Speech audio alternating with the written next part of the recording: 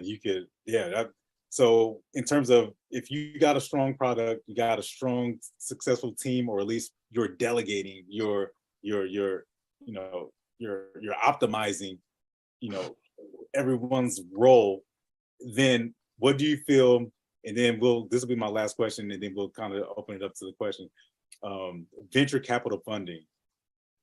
How do you feel about seeking venture capital funding, assuming you have a viable product, you have at least one other person doing something, right? You're not doing everything, right?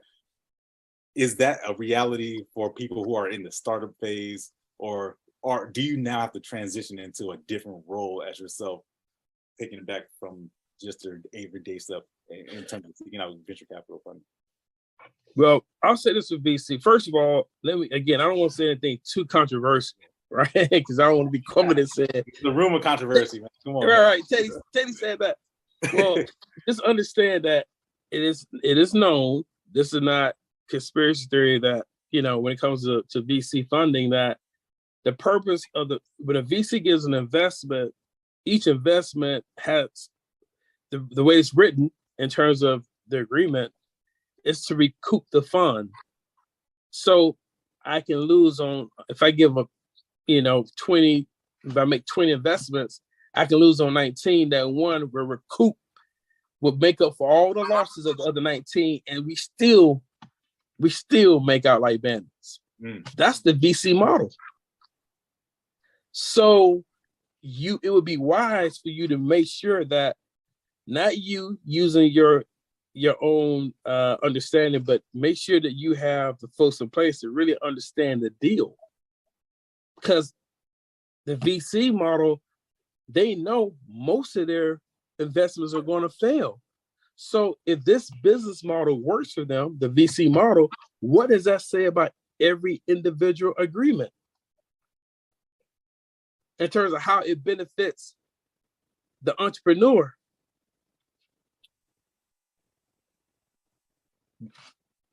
This is known, right? They only need a couple to win, and they know they're going to lose most of the time. So each deal, so I would say, there's becoming more and more ways to get finance. I'm not saying that you should not take, if someone wants to give you finance or invest, as a venture capitalist, I think that is great. I think that's wonderful. But I'm just saying, make sure you understand the deal. Me personally, as a lawyer, I don't like playing a game that I ain't skilled in. Like, I'm not gonna play your game. I'm gonna play my game so I can dominate you in my game. If I play a game that I'm a novice in, I'm more likely gonna lose. So why would I play that game? I'm just saying, there's other ways you can get financing. You may want to look into it, not to say that you shouldn't take any money from VCs, but just understand what their business model is. That's true. That's true. Understanding what the game actually is. What is a venture capitalist at the end of the day? That's so, man, that I can't hammer that home enough. That's powerful right there. And it's a reality for some people that they jump into something, get excited about it, and then they end up screwing themselves. But because they don't understand the game, they try to understand it themselves rather than hiring you, getting somebody who can understand it. Right. We got to get out. My thing is, it's not about, if I'm going to engage in anything, especially like an agreement, a contract, I'm going to make sure that, Teddy, I understand the agreement. I'm going to understand the terms of the agreement. If I don't understand it, I'm not going to act like I understand it. I'm going to say, I don't understand it. And I'm not going to trust you that you understand it. I'm responsible for what I put myself into, right? So again, just understand, from the VC model, it's set up that most of their investments are going to fail. But the way they structure each deal is that if any one of them wins, they make out like bandits. So what must that mean for the other person, the other entity on the other side of that transaction? What? And again, I'm not saying that you can't make money, but just understand that the deal, it has to be one-sided, because most of the investment fail. So just understand what you're getting into. Every deal is different. I'm not going to sit here and say you should not take money from a VC. They're giving more African Americans money, which is great. But if I can keep it real, Tech, I hate to say this, you can talk to some people who founders who didn't got that money. And I have to be very, very careful the way I say this. Look like a good idea over there. Guess what? We'll give them the money. We get to put people on the board. We'll give him, if he can perform a miracle, throw a Hail Mary within a certain amount of time, give him 2 years. Don't get it done in 2 years. We kick him out. We'll put in a CEO from Ivy League school, someone that we trust, someone who we feel that can do the job, someone that we feel comfortable with that can do it. You took that money, didn't you, right? The fine print, you didn't know. Now they got more people on the board than people in the original team. Don't think these when they part with these millions, that the game is almost kind of fixed at that point. And I don't want to get in trouble. I don't want to have these VCs coming at me, little old me. But if you were to talk to some of these founders, you see, listen, people like to talk about the wins. You don't hear about no losses.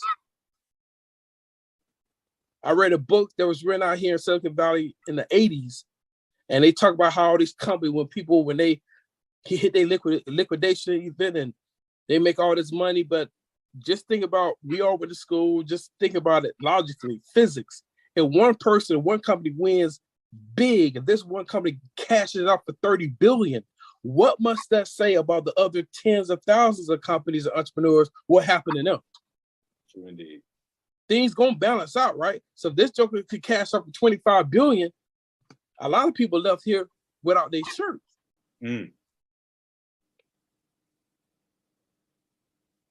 Wow. We got to use common sense too now.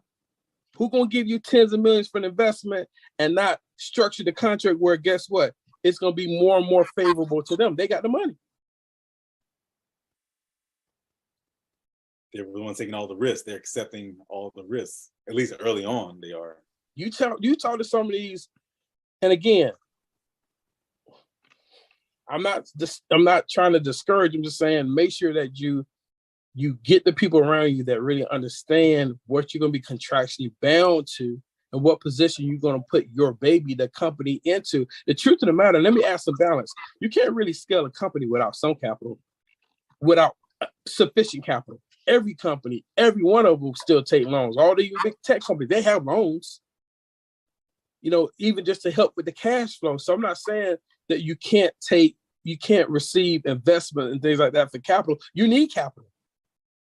But what I'm saying is, make sure you understand the terms of your deal. And if you don't understand it, it's cool to say you don't understand it. Hire some people who do. And if you just can't understand it, then maybe you should wait a little bit before you do that. Wow. I got a whole page of notes here.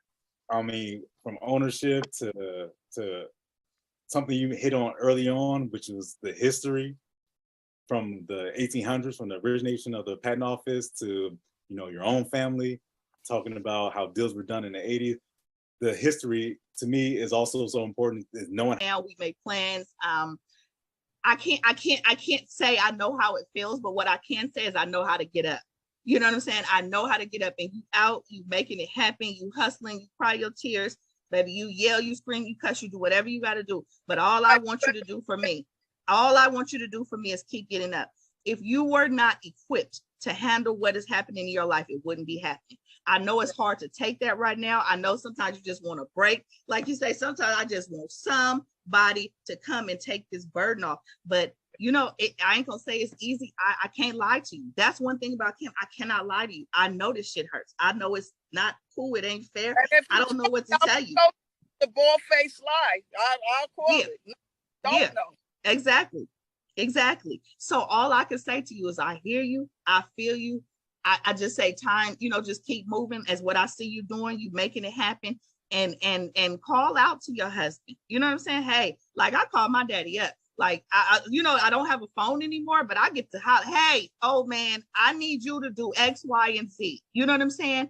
And stuff start happening. You know what I'm saying? And so he's there. He may not be physically here. He's there. I know I would give anything to just have my daddy sit next to me some days, and that's just not an option. But I think I hear the strength in your voice. Like you ain't going down. So what we got to do to make sure you win, Regina? That's the only question I want to have. Like, I get it. I'm empathetic and I understand the disappointments, but what we got to do to make sure you win, like that's what we got. That's what we need to focus on now.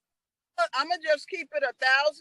I'm still figuring that out. I'm not going to sit up here and say, oh yeah, I got it all together. No, everybody being transparent and raw. That's all I know how to be. And being raw in my mind, got my ass whipped 1,000 times when I was growing up. Okay, me and you both.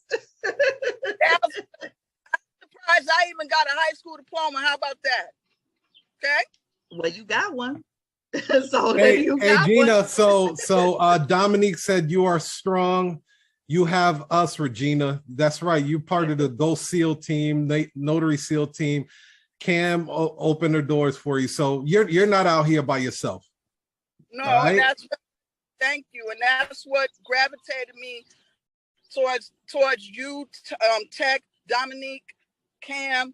You know that y'all strength. I just feel that. You know, and y'all authentic, and I don't like phoniness. That's why I've always been kind of dolo, didn't have a whole lot of friends, and you know, because I don't like phoniness, and I'm gonna call you out on it. You know, when I was little, used to get me, you know, fucked up. Oh, why you do that, pal? But then when I learned martial arts, that shit stopped. But anyway. I appreciate you, Gina. We'll go live together on later on today, Gina. All right. Thank you, love. We got Monique in Compton. Monique, unmute yourself, dear. Let's rock and roll. Good morning. Good morning. It's Monique from Compton. Excuse me. I'm looking crazy out here. I'm just doing my house. You look great. You know. Girl, right. Tell the hubby I said what up. I will.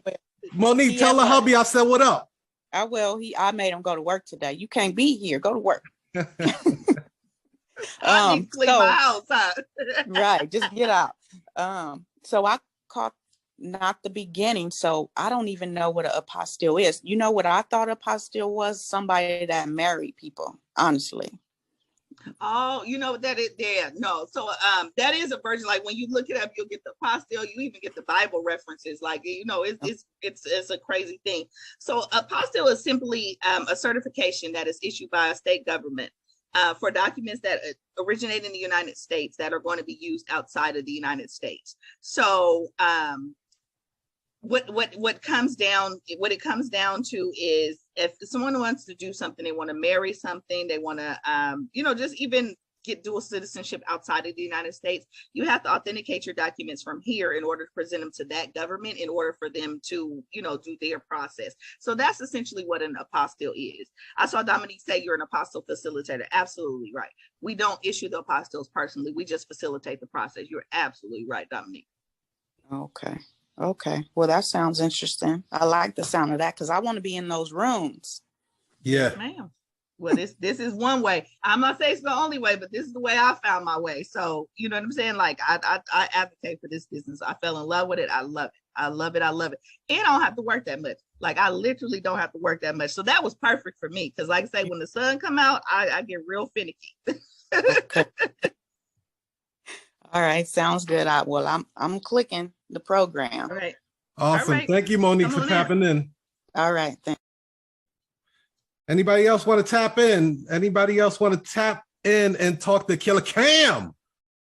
All right, we got Ray Netta. Hey. We got Ray Charles. Unmute yourself. Tap in. Callie is in the building for sure, for sure. Let me see if we can unmute. Yeah, my bad. Of course, we're gonna show some love up in here. Hey yo, thank you. Sorry, getting ready to go to work. Camm, this was awesome. Thank you, Like, baby. It is. Thank you. this was, hold on, my camera dirty in the front. Girl, you fine. Look, I'm Right, trying you to see your, good. your Don't- ponytail, girl. It is together. Come on, let me see Thank that you. ponytail. Yeah, It this is was- the war room, man. We raw and uncut over here.